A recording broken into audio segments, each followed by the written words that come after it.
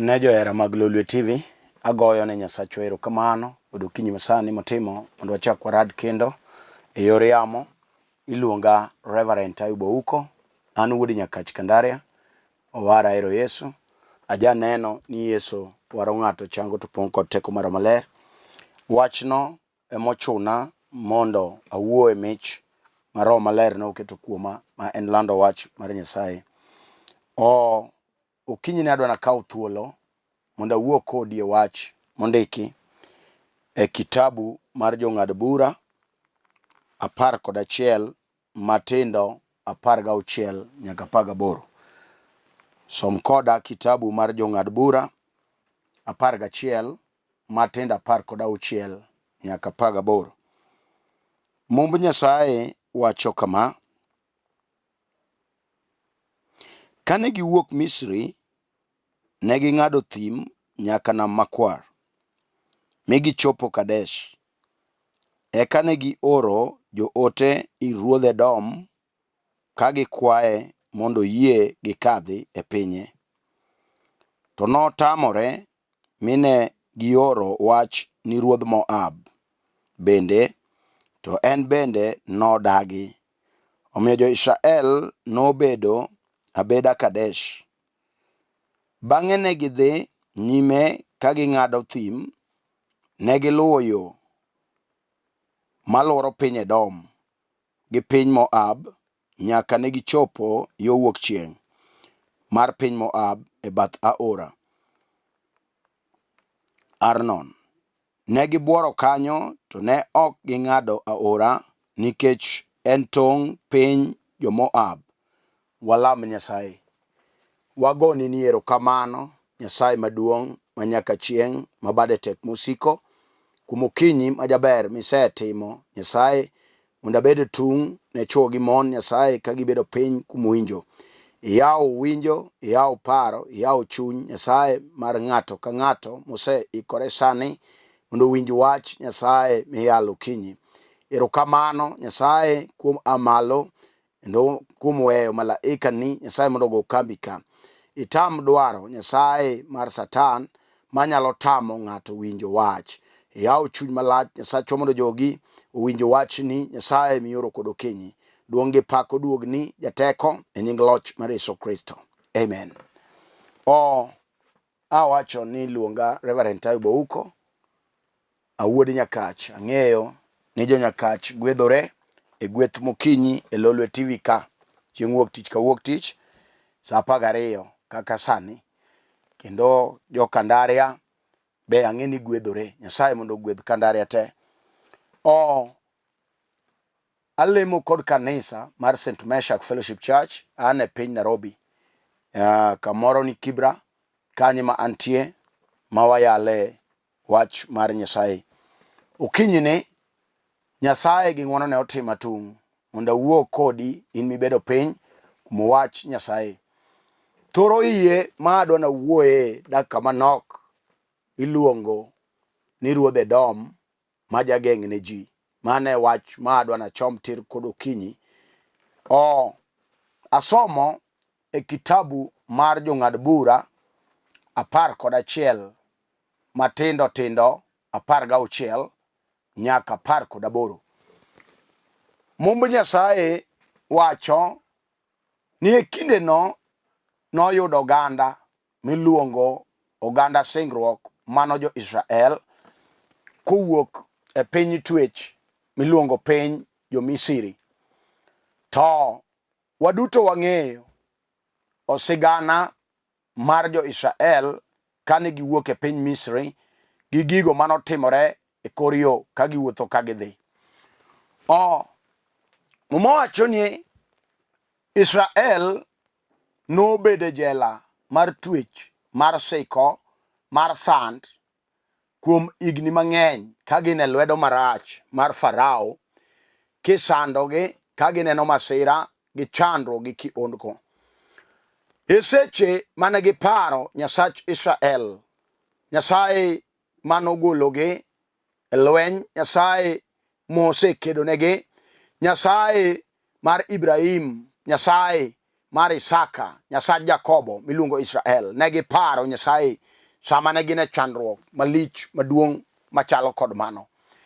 Wacho ni e sama ne gidok ir Nyasaye ka wang'a gi paro Nyasach singruok manotimo singruok gi kwere mag Israel, to Israel kane nie chandruok to giparo Nyasaye no, to wang' gilamo Nyasaye ka giparo ni weche madongo ma Nyasaye notimo kod singruok ma Nyasaye notimo goganda mar Israel.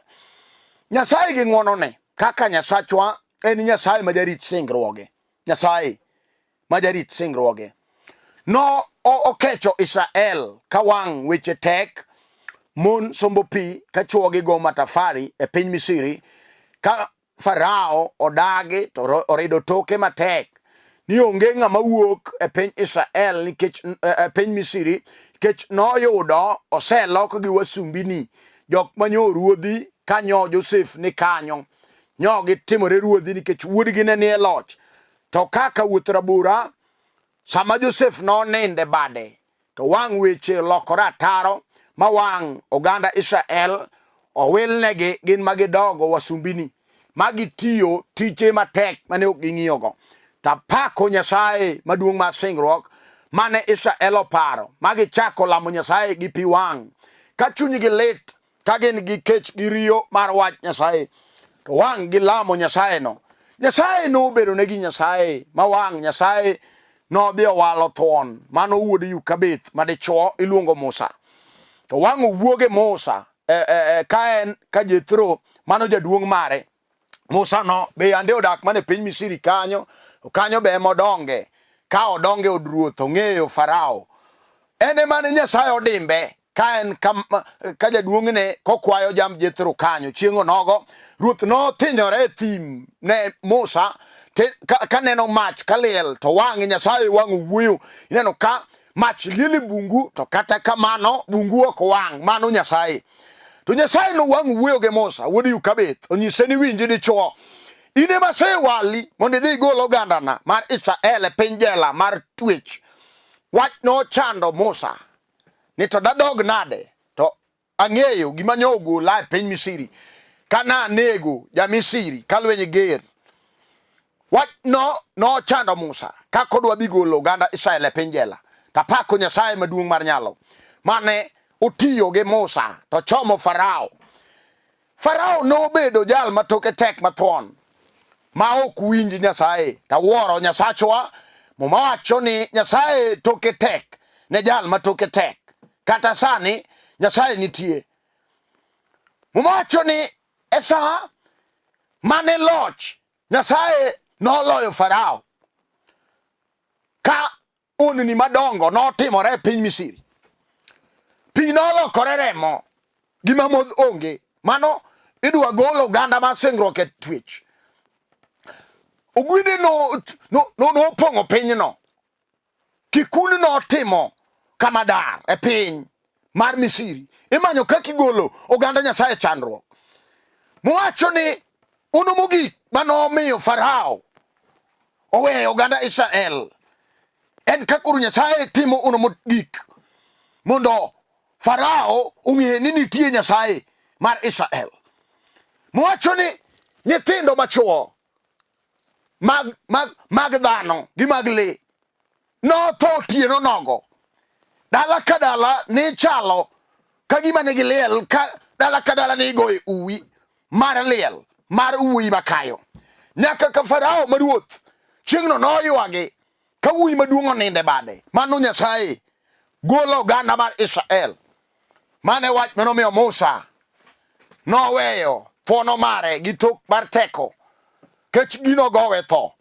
Manoweyo oganda Israel, owacho ni kau gigudhi, jogi biro kelo nwa chandruok.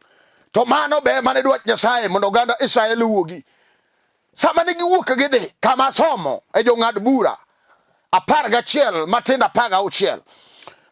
Muma Nyasaye wacho niya, kane giwuok Misri ne ging'ado thim nyaka Nam Makwar mi gichopo kamiluongo ni Kadesh.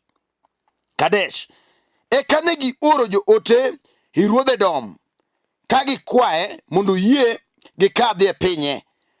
To notamore mi ne gioro wach ir ruodh Moab bende, to en bende nodagi. Mumacho ni e sama jogi nowuok e piny Misri, ka Farao loch oloye, teko mar Nyasaye oloye, moneno adier ni ma to Nyasaye, ma Nyasaye. Sama noweyo oganda Israel, mowacho ni kau gigu, kau nyithindu, kau mwandu be, to wang' giwuok, wang' oganda nowuok, oganda Israel, ka ging'ado thim, mano piny gode, ka giluwo, gichomo Nam Makwar, giwuok e piny twech, to wang' giyudo ruodh Moab, to gioro joote ka gichung' gidwa ng'ado piny jo-Moab. Sama ne gioro joote e ruodh Moab mondo yienegi ging'ad gwenge mag jo-Moab ging'adi, ruodhno notamore, nogeng'onegi, nodagi ni onge kalo e pinye. Wach manomiyo gichak gioro joote moko e piny Moab kane weche koro tek.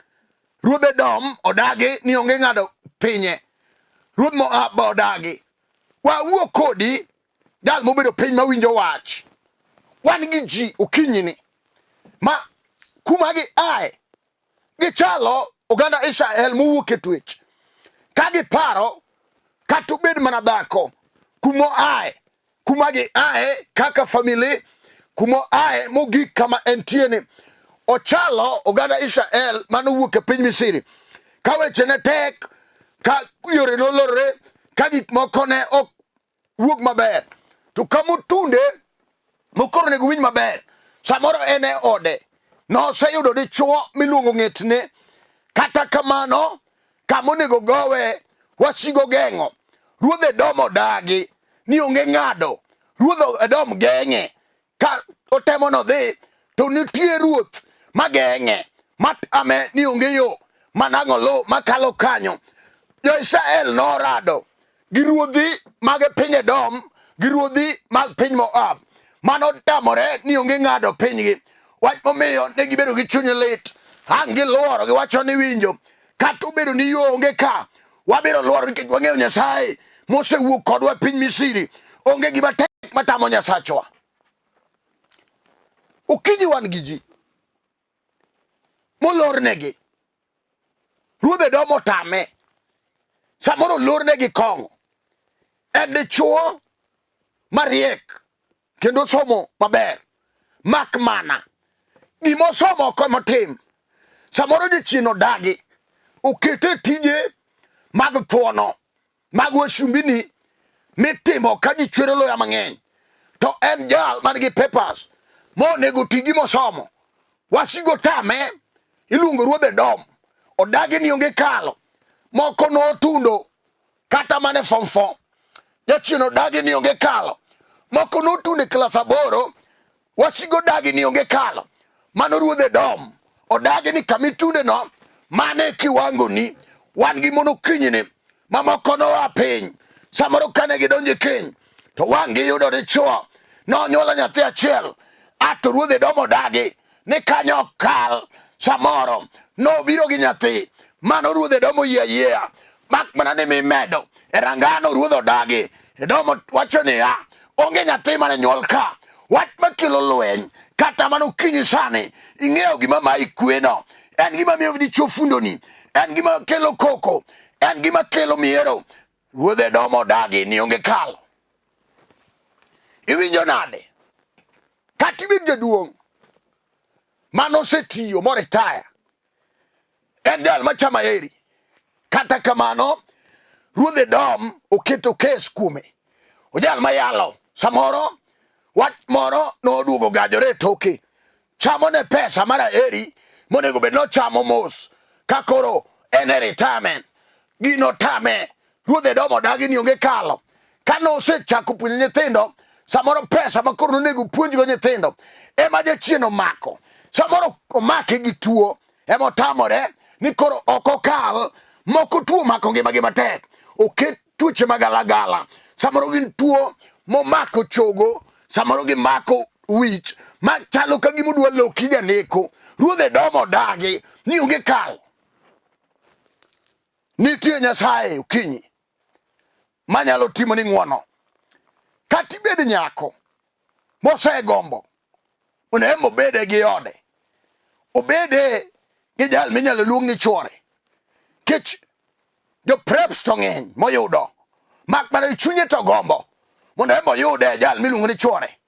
To Ruoth Edom odagi ni onge kalo, wan gi Nyasaye okinyi mabiro mako badi makoro achwich. Kata othiano kata otek, Farao no othiano, gikone no sarenda moweyo oganda Israel. Kata mana in kama intie no, kawuono gino biro weyi. Kata obed jugi mar wang', mar sepe momaki, samoro en gi remo, en gima timore rangau kanyo, en gima jogweng'u igo mbake, en gima timi, imi kia kako timi, isetemo mondo iweye, isetemo mondo weyi, gino tamore, onge kalo. Wan gi Nyasaye okinyi.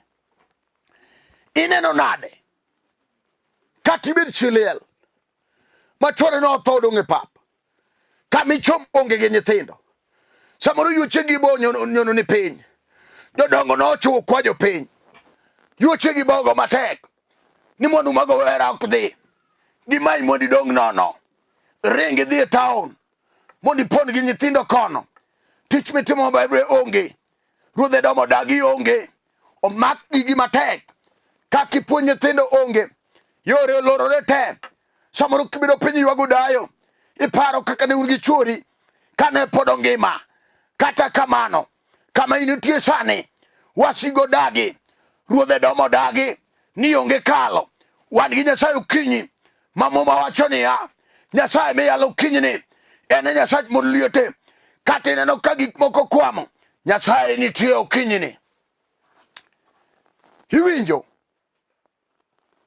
Kati bed kijana matin man gi bright future, to wasigo dagi, ruodh Moab odino ni, samoro girwako kong'o kuomi,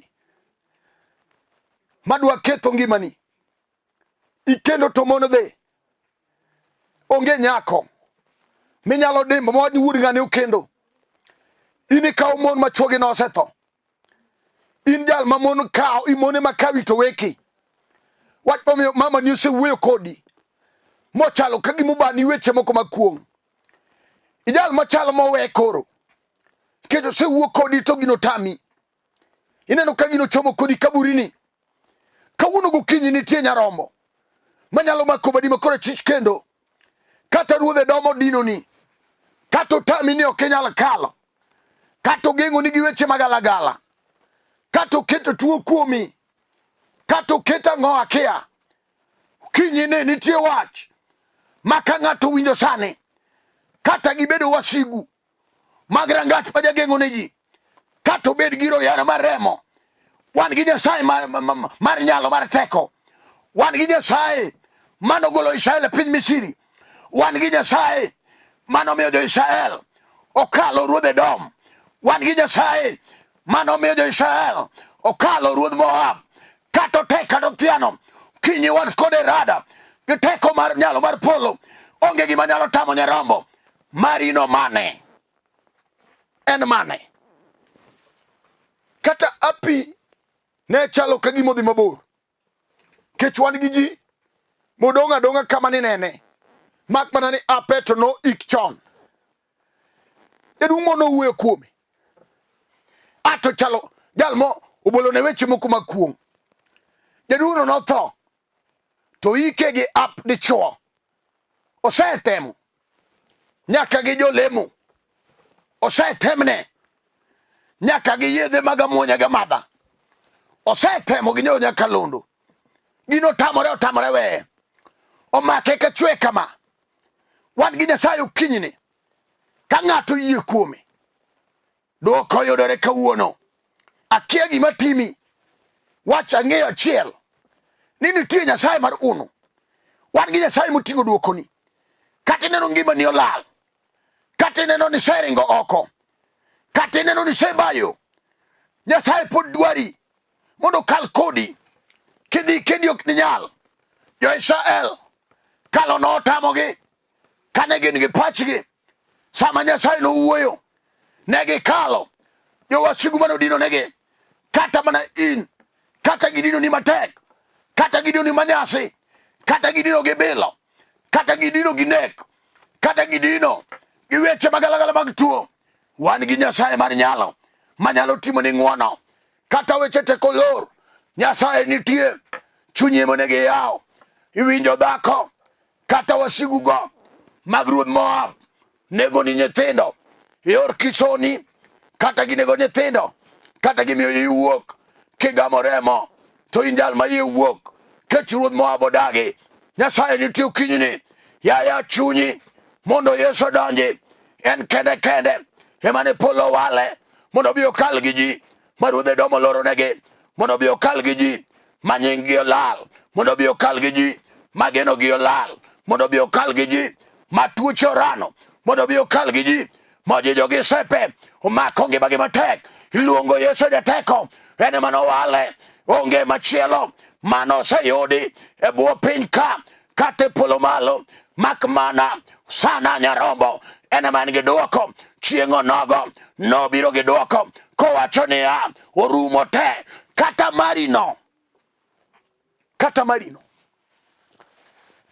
Samoni nyalo bedo piny mine adier,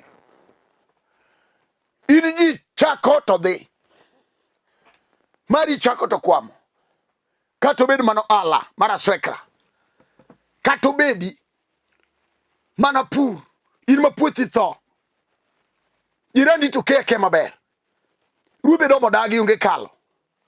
En kama ondik dhier, samoro ondike chong', ka kidoyo ne ji, nyaribe samoro luoko ne ji kamoro, ka kiriyo kech, nyaribe Ruoth Edom odagi ni onge gima donjo e dalane maber.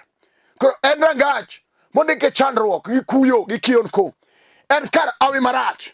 Kaka dichuo baba go onge odhiambo, wuode be mere taon, gino makogi, gino mako ngimagi matek.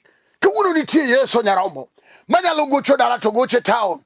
Kamoro amora ma nyathi nitie, inyalo oro sana misinga manyalo timo gik madongo. Kata mana sani akia gima timi no kelne Yesu, kata otek kata othiano, kata ochalo Farao. Farao no winjo Nyasachwa, kata mari no biro winjo wach. En mane mineno katek? Kata dichuo ringo wei gi nyithindo dhako, obayo gi mon moko oko. Sani nyithindo nyotimo penj, onego join form 1. Isechako paro kuma pesa dhi wuoke. Dichuo to nitie, ichalo chiliel, to chuori pod ngima, kecho chodo lal kode oko. Binge Nyasaye manokalo gi Israel ka ruodh Moab odagi. Binge Nyasachwa manokalo gi oganda Israel ka ruodh Edom odagi. Kata otamore kawuono, wan gi Nyasaye wabiro oro mabiro make matek. Wan gi mabiro wuoyo kode. Iluongo wuon kifungu, en ema oyawo gik ma wasigu loro, kata nolore chon manopolo kia, kata omako kijana motame gedo, sebaro yien mochwaki mabato ng'iewo mausi. Wan gi Nyasaye okinyini, ka dichuo iwuoyo kuome, kata noserane, kata olokere ura manyiero kende, kata wuotho duke e chiro, en okone duge no, ji ema neno ni en duk. Nyasachwa nyalo timo ne ng'wono. E piny Gerasi none ka wuoyi wuod Gerasi, jal ma wiye nolokore neko, jal ma ng'adore gi choke, jal ma wuotho e kind liete, jal ma wuoyo gi joma tho.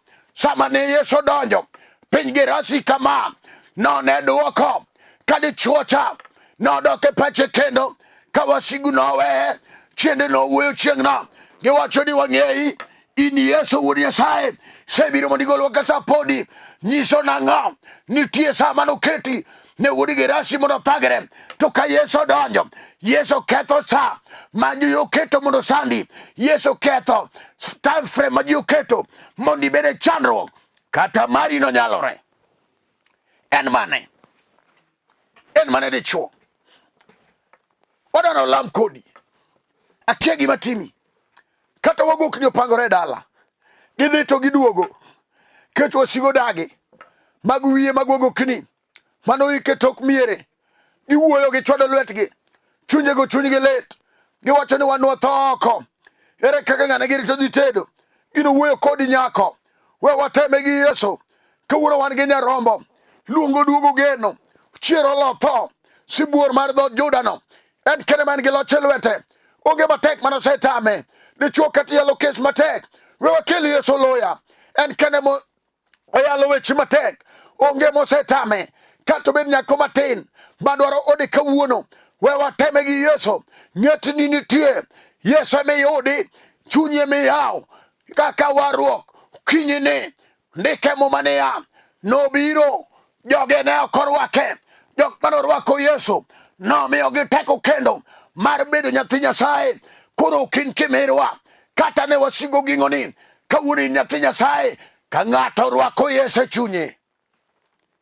ere wach matek kata ochiki gi tho yeye kuom Nyasaye kata ineno ka ngimani onge yeye kuom Nyasaye Yesu nochiero nyaka joma notho mari nok nyal tame kata gero ni nosetho yeye kuom Yesu miyalo kinyi en kende ema en gi duoke lwete akegi matek sani kata tuo makamaramiyo sama ng'olamo kodi Nyasaye maka maramino ondiki niya yie en bedo gadiera maonge kiawa ni gima onge nitie kata mana sani yeye chang nitie winjo uno monego timre ni sani kata nyithinde mobaro mama kawnegi kawayie mondo sama ng'olamo Nyasaye tia sama norado gi jaduong' lweny monyise ni winjo jatich na tuo eore nowachore niya we wadhi mondo lemne dichuo cha noduoke ni okawinjore mondo idonje tatoda wacha wach kende kumi yie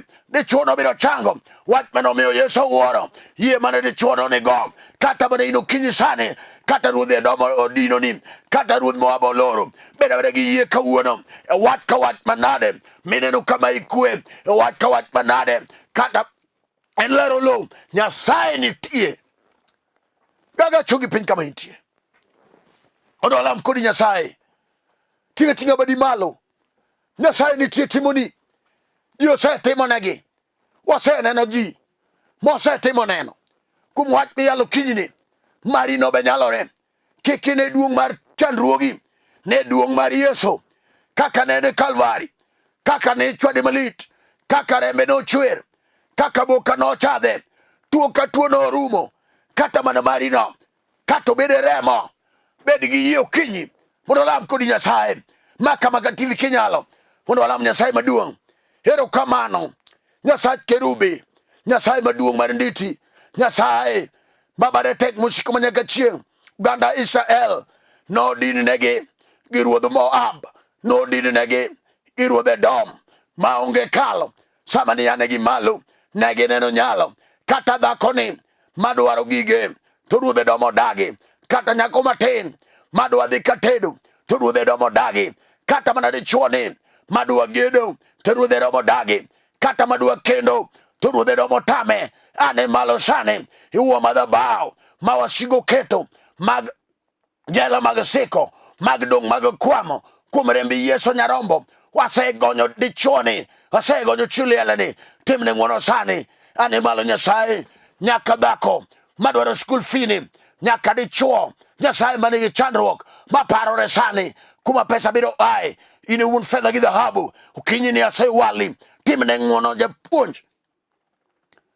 hiya malo Nyasachwa ni ng'ato kod ng'ato mogo chonge piny malami ni Nyasaye nyaka mapi wang'e wuok ni Nyasaye timne ng'wono Nyasaye mawinjo nyaka lamo mar chuny iwinj lamo mar ng'ato kod ng'ato timne gi ng'wono riat rabi wegi ne nyalo gi teko wegi ne ono mari maduong' wegi ne loch Nyasaye mani logo Farao erokamano Nyasaye nyaka ne lolu TV ka ipar director Samochola ipar niko kelo madichuo amalo ne dara ka idara ting TV ni malo Nyasaye mondo ng'wono ni onere man siko nyaka chieng' ipar Nyasaye nyaka jo yalo mayale lolwe TV ka. Ipar Nyasaye Bishop Abol, ipar Bishop Maroche Nyasaye, ipar Bishop Nerembewa, iyamalo Nyasaye ne Pastor Samboy, ipar Pastor Omedo, Nyasaye par Pastor Steve, nyaka Pastor Bernard, tingi malo Riad Japuon, ipar odalo madichuo, nyaka Pastor Patrick, tingi malo ngamaler Maishel, asela mikayiu kinyini, niseti mugik madongo, nying loch mari Yesu Kristo. Amen. Amen. Amen. O an mana wuyo kodu, iluonga Reverend Ayub uko, an wuod Nyakach kaka nasewacho, Kandaria, ajal mowar, alemo kod kanisa mar St. Meshach Fellowship Church, an e piny Nairobi ka.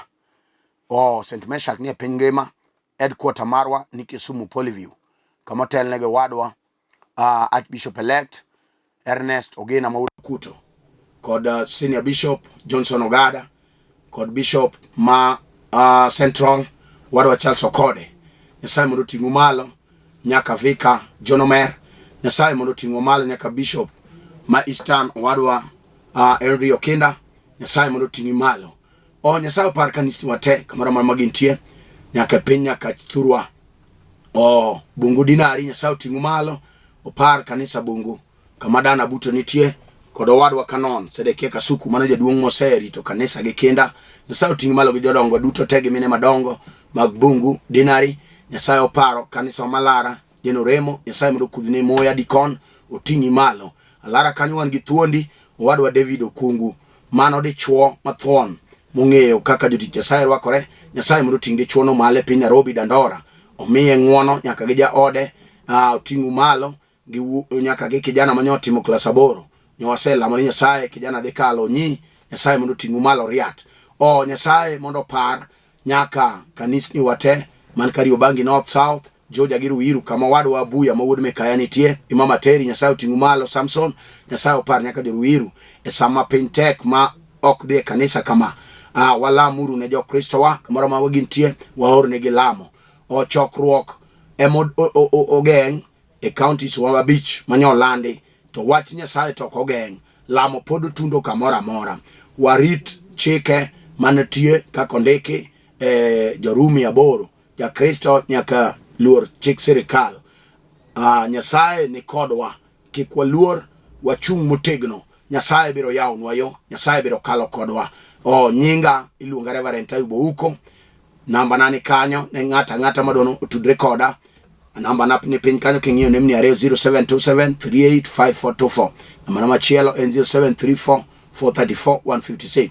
Warad kodi chieng' wuok tich okinyi saa 12 nyaka 12 gi nus. Ka ok inyal biro kama chokore piny Kibra Karanja ka in Nairobi, ka ugari na Baboro Railways to lori Karanja wan butra ile Education Center kanyo mondo walam kodi Nyasaye ka ok inyal go simbe gago wabiro lamo kodi. Nyasaye mondo gwedhu nyaka wanere chieng' wuok tich manyien. Shalom, shalom, shalom.